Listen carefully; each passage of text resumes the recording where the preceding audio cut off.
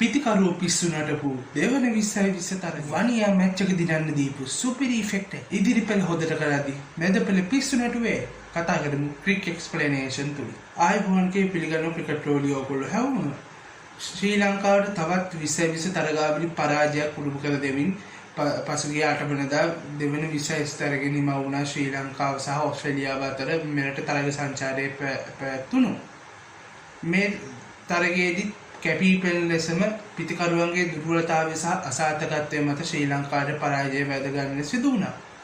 මේ තරගයෙන් කතා කරොත් ප්‍රථමයෙන් පන්දුවට පහ දුන්නේ ශ්‍රී ලංකා කණ්ඩායම ඕස්ට්‍රේලියාව කාසියවාසී දිනා ගැනීමෙන් පසු පළමුවෙන් පන්දුවට පහර දීමේ අවස්ථාව ශ්‍රී ලංකාවට ලබා දීම හේතුවේ ශ්‍රී ලංකා කණ්ඩායමේ මුල් පෙළ කඩලු දෙකක් ලකුණු 7කට එදා දිනේදී බිඳවන්න දර්ශක ගුණතිලක පළමු පන්දු වාරයේදී මිචෙල් මාර්ෂ් අතර ග්ලෙන් මැක්ස්වෙල්ගේ පන්දුවකට උඩ පන්දුවක් ලබා දෙමින් ලකුණු 4කට දැවී ගියා. එමෙන්ම පැතුම් නිස්සංක ලකුණු 3කට දැවී ගියා. ලකුණු 7ට කඩලු දෙකක් වශයෙන් ශ්‍රී ලංකා ඉනිම කියවෙද්දී කුසල් මෙන්ඩිස් සහ චරිත් අසලංක එක්ව ඉතාමත් හොඳ උත්සාහයක් දරුවා ගරා වැටුණු ශ්‍රී ලංකා ඉදීමට විශාල ශක්තියක් වන්නට ඔවුන් දෙදෙනා අවසානයේ පන්දු 52කදී ලකුණු 69ක සම්බන්ධතාවයක් පැවැත්වුවා. චරිත් අසලංක ශ්‍රී ලංකා ඉදීමේ වැඩිම ලකුණුලාභියා බවට පත් වෙමින් ලකුණු 39ක් රැස් කළේ පන්දු 33කදී. එයට 4 පහර 3ක් සහ 4 සමාන 4 පහර 2ක් සහ 6 පහර 2 බැගින් ඇතුළත් වුණා. කුසල් මෙන්ඩිස් චරිත් අසංගට මනා සහයෝගයක් ලබා දීමේ රන බෝල් ගේම් එකක් ක්‍රීඩා කරමින් හිටියා. නමුත් අවාසනාවන්ත ලෙසට 36 වන පන්දුවේදී ලකුණු 36ක් ලබාගෙන සිටියේදී ජායි රිචඩ්සන්ගේ පන්දුවකට මුහුණ දීමට යාමේදී ඇති වූ හිට් විකට් අවස්ථාවකින් ඔහු දැවී ගියා. මෙන්ඩිස් වාර්තා පොත අතරට එකතු වුණේ 2020 ජාත්‍යන්තර තරගයකදී හිට් විකට් ආකාරයට දැවී ගිය දෙවන ශ්‍රී ලාංකිකයා වශයෙන් ඔහුට පෙර මේ අවස්ථාවට මුහුණ දී තිබුණේ හිටපු නායක දිනේෂ් චන්දිමාල් 2011 වසරේ පල්ලිකැලේ පිටියේ පැවති 2020 තරගයකදී මිචෙල් ජොන්සන්ගේ පන්දුවකට මුහුණ දීමට යාමේදී ලකුණු 5ක් රැස් කර සිටියේදී හිට් විකට් දැවී යාමකට හසු වුණා. මේ අවස්ථා දෙකම ඕස්ට්‍රේලියානු කණ්ඩායම ඉදිරියේදී ශ්‍රී ලංකාවේ පිතිකරුවන් දෙදෙනෙකුට මුහුණ දීමට සිදුවීම ඉතාමත් දෛවෝපගත සිදුවීමක්. මෙතනදී වඩාත් කතා බහ කළ යුතුයි ඉදිරි පෙළින් ඒ වගේ ඉතාමත් වගකීම් සහගතව ලකුණු සංඛ්‍යාවක් ගොඩනැගීමේ කර්තව්‍යයක යෙදී සිටියේදී මැද පෙළ යලිත් වතාවක් සුපුරුදු ලෙස පිස්සු නටපු ආකාරය අපිට දකින්න ලැබුණා. මෙන්ඩිස්ගේ සහ අසලංකයේ දැවී යාමෙන් පස්සේ ශ්‍රී ලංකාව වෙනුවෙන් පිටියට පිවිසියේ අපිට ඉන්න ඉතාමත් හොඳම පවර් හිටින් සොලියුෂන් දෙකේ තමයි බාන්කෝ රාජපක්ෂ සහ දසුන් ශානක. ඔවුන් දෙදෙනාත් යම් උත්සාහයක් මුලින් දරුවා. නමුත් බාන්කෝ රාජපක්ෂ ලකුණු 13ක් රැස් කරගෙන සිටියේදී ඩීප් ස්කෑලෙක් අතට ලබා දුන් උඩ පන්දුව ජොෂ් හැසල්වුඩ් පහසුවෙන්ම රැක ගැනීමට සමත් වුණා. ඒ වගේම දසුන් ශානක පන්දු 17කදී ලකුණු 14 රැස් කරගෙන සිටියේදී දැවී යාමට ශ්‍රී ලංකාවට මහත් පාඩුවක් බවට පත්වාට කිසිම සැකයක් නැහැ. දසුන් ශානක තවදුරටත් තමන්ගේ පවර් හිටින් පිළිබඳ හැකියාව වැඩි දියුණු කරගත යුතුයි කියලා මම තරයේ විශ්වාස කරනවා. මොකද ඔහු කණ්ඩායමේ නායකයා හැටියටත් මැද පෙළ පිතිකරුවා හැටියටත් ඉනිම අවසන් කිරීමේ කාර්යයේදී ඔහුට ඉතාමත් විශාල වගකීමක් තිබෙනවා. වේගයෙන් ලකුණු රැස් කරමින් තරගයේ ඉනිම නිමා කරන්න. නමුත් ඒ කිසිම වගකීමක් අපි දැක්කේ නැහැ ශ්‍රී ලංකා මැද පෙළින්. චාමික් කරුණාරත්න ලකුණු නොලබා දෙවී ගියා. වනිදු වසරංග ලකුණු 12ක් රැස් කිරීමට සමත් වුණා. කෙසේ වෙතත් අවසානයේදී ශ්‍රී ලංකා ඉනිම කියවුණේ ලකුණු 124කට කඩලු 9ක් වශයෙන්. ලකුණු 124ක් කියන්නේ කිසිම විදිහක ඕස්ට්‍රේලියාව වගේ අතිශය තරගකාරී ක්‍රිකට් ක්‍රීඩා කරන කණ්ඩායමකට කිසිම විදිහකින් පෑහෙන්නවත් හැකියාවක් නැති බොහොම අසිරු ලකුණු සංඛ්‍යාවක්.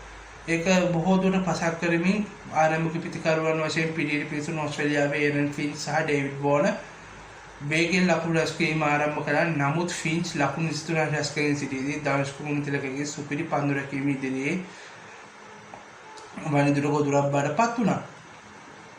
ඒ කෙසේ වෙතත් පළමු පන්දු වාර 6 එහෙම නැත්නම් පළවෙනි පවර් ප්ලේ එක නිමා වෙන විට ඕස්ට්‍රේලියාව කඩලු දෙකකට ලකුණු 61ක් රැස් කරගෙන සිටීමෙන්ම තේරෙනවා ඔවුන්ට කිසිම පීඩනයක් මෙහිදී ඇති වුණේ නැහැ කියන එක. නමුත් කොහොම වෙතත් වනිදු සහ අනෙක් පන්දු යවන්නන් විශේෂම නුවන් තුෂාර වගේව දුෂ්මන්ත චමීරත් ඉක්මනින් කළු බිඳ හෙළන්න සමත් වුණා. එමෙන්ම ශ්‍රී ලංකාවට වඩාත්ම හිසරදයක් බවට පත් වුණු අවසන් 2020 ජාත්‍යන්තර ඉනින් පහේදීම ශ්‍රී ලංකාවට එරෙහිව නොදෙවී ක්‍රීඩා කරපු ඩේවිඩ් වොනෝව් තරග පහකට පස්සේ දවා ගන්නට පැතුම් නිස්සංග සාත්‍රණයේ දුවද්දී දවා ගැනීමකට හසු කර ගනිමින් වේගෙන් මැද පෙළ ඔස්ට්‍රේලියානු කඩු බිඳ වැටුණා.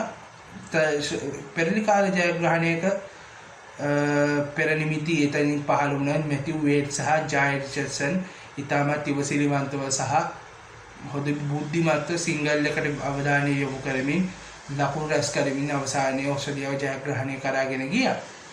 ඔස්ට්‍රේලියාව මේ තරගයේ ජයග්‍රහණය කළේ කඩු 3කින්. ඒ වගේම 2020 තරග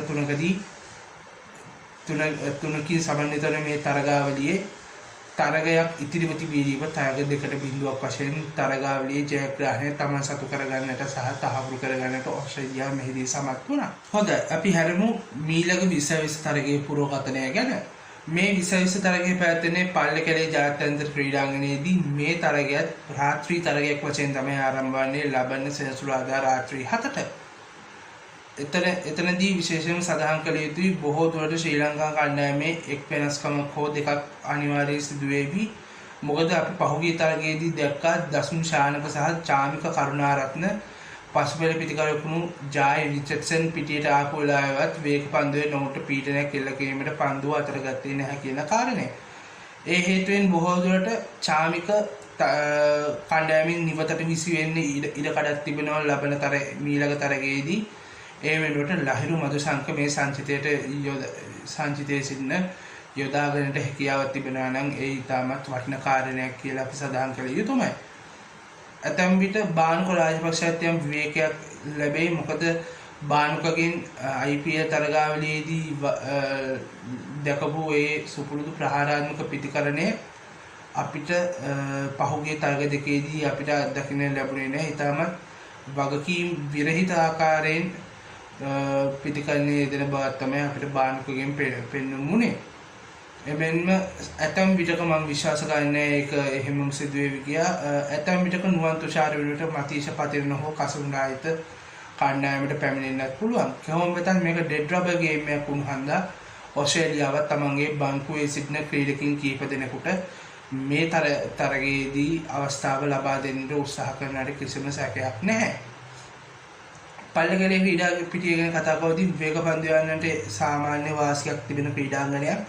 එමෙන්ම හුන්නස්ගිරිය කඳු වලේ වට වුණු හන්දා ඉතාම සීතල කාලගුණ තත්ත්වය තමයි මේ සාමාන්‍යයෙන් මේ ක්‍රීඩාංගණය අපිට තිබෙන්නේ.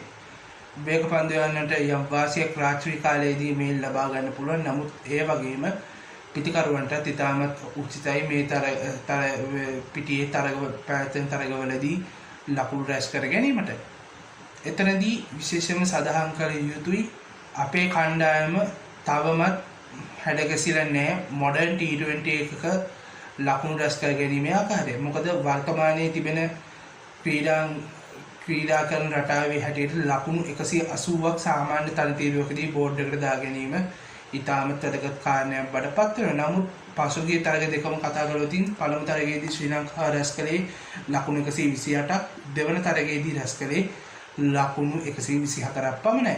මේ වගේ සොච්චම් ලකුණු පුවරුවකින් ඔස්ට්‍රේලියානුවන්ව ඩිෆෙන්ඩ් කරනවා කියන එක ඒ තරම් පහසු කාර්යයක් නෙවෙයි. පසුගිය තරගයේදී ඔස්ට්‍රේලියාවට එවන් පීඩනයක් අත්ුනේ අපේ දග පන්දු යවන්නන්ගේ සහ පන්දු යවීමේ බලයනී තිබෙන ශක්තිමත් භාවය නිසා තමයි ඒ වගේ බලපෑමක් ඔවුන්ට සිදු කරන්නට හැකියාව ලැබුණේ. නමුත් මෙතනදී පන්දු යවන්නට හැමදාම මේ දේ කරන්න බෑ.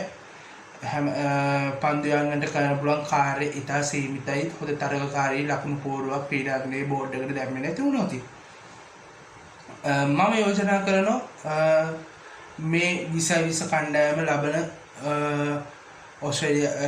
ඊළඟ ඔස්ට්‍රේලියානු තරගයට ශ්‍රී ලංකා කණ්ඩායම ධනුෂ්ක ගුණතිලක ඔහු වෙනුවට අපි ක්‍රීඩා කිරීමට ගත යුතුයි. අපි කුසල් මෙන්ඩිස්ට ඉදිරියට ගෙනා යුතුයි. කුසල් මෙන්ඩිස් සහ පැතුම් අනිවාර්යයෙන්ම ආරම්භක පිටිකරන භූමිකාවේ වගකීම් ඉෂ්ට කළ යුතුයි කියලා මම තරයේ විශ්වාස කරනවා. එමෙන්ම අංක 3 චරිත සංගත අංක 4 බොහෝ දුරට නුවණිදු ප්‍රනාන්දුට වෙන්නුවා නම් ඉතාමත් හොඳයි කියලා මම තරමක් විශ්වාස කරනවා. මොකද නුවණිදු කියන්නේ අලුත් ක්‍රීඩකයෙක්. මේක ඇත්තෙන්ම ශ්‍රී ලංකාවට ගෞරවය රැක ගැනීම උදෙසා පමණයි මේ තරගය වැදගත් වන්නේ. මොකද මේක ඩෙඩ් රබර් ගේම් එකක්. මේක ඕස්ට්‍රේලියාවට කිසිම පීඩනයක් නැහැ. උන් කලින් තරග දෙකම ජයග්‍රහණය කළා සිටින නිසා. ඉතින් මම හිතනවා අංක 4 නුවණිදු ක්‍රීඩා කරා කියලා. එහෙම වුණොත් අංක 5 බානුකට ක්‍රීඩා කළ හැකි කිසිදු වෙනසකින් තොරව.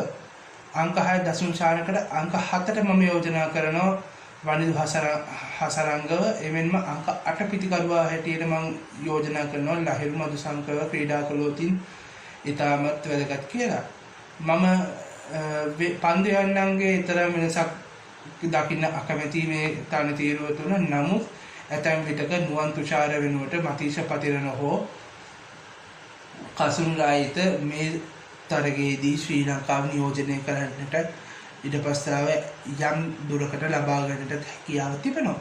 මේ තරගයේදී විශේෂයෙන්ම මතක් කළ යුතුයි විශේෂයෙන්ම කාසිය වාසී ගැන කතා කරොත් මේ තරගයේදී කාසිය වාසී ඉතාමත් වැදගත් කාරණයක් බවට පත් වෙනවා. මොකද පල්ලකැලේ ක්‍රීඩාංගණය ඉතාමත් සෞම්‍ය දේශගුණයක් තියෙන කලාපයක පිහිටන ක්‍රීඩාංගණයක්.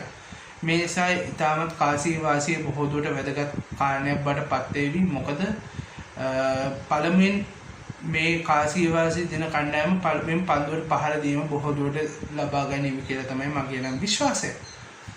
මේක බොහෝ දුරට සිද්ධ වෙන්න පුළුවන්. මොකද රාත්‍රී කාලයේදී පල්ලකැලේ ක්‍රීඩාංගණයට පින්න සාමාන්‍ය බලපාන. නමුත් ප්‍රේමදාස පිටියේ තරම් ඒ තරම් බරපතල සාධකයක් නෙමෙයි.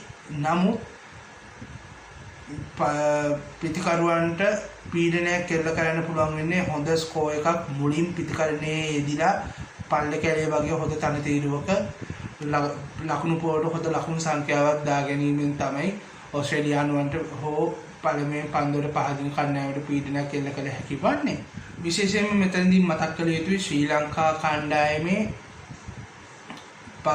තිබෙන මැද පෙළ ගරා වැටීම අනිවාර්යෙන් මීළඟ තරගයේදී නතර කරගත යුතුමයි. බානකො රාජපක්ෂ දසුන් ශානකට වැඩි වගකීමක් පැවරෙනවා මේ තරගයේදී. මේ මැද පෙළින් ඇවිල්ලා අවශ්‍ය ලකුණු වේගය වැඩි කර දෙමින් තරගයේ ඉක්මනින් අවසන් තරගයේ ඊටම හොල් ලකුණු සංඛ්‍යාවකින් අවසන් කිරීමේ කාර්යභාරය ඔවුන් දෙදෙනාට අනිවාර්යෙන් පැවරෙනවා.